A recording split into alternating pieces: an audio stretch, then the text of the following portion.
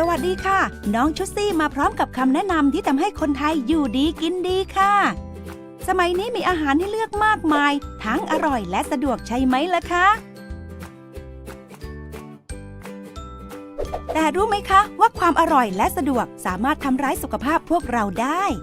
เช่นอาหารหวานและมันกินมากๆเราจะอ้วนและเกิดโรคเบาหวานภาวะไขมันในเลือดสูงได้ค่ะ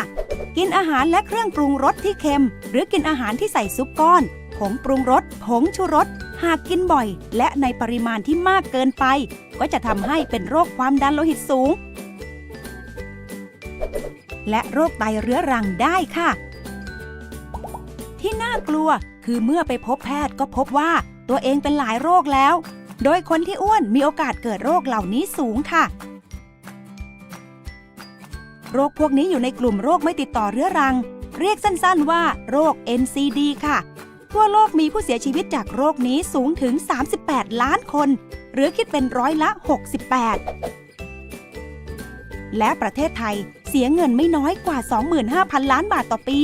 ในการรักษาพยาบาลโรค NCD ดังนั้นถ้าเปลี่ยนนิสัยการกินให้เหมาะสมด้วยการกินอาหารให้ครบ5หมู่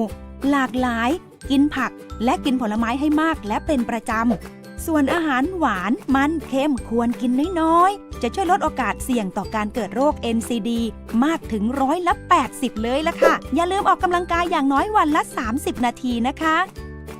ที่สำคัญที่สุดต้องอ่านข้อมูลบนฉลากค่ะ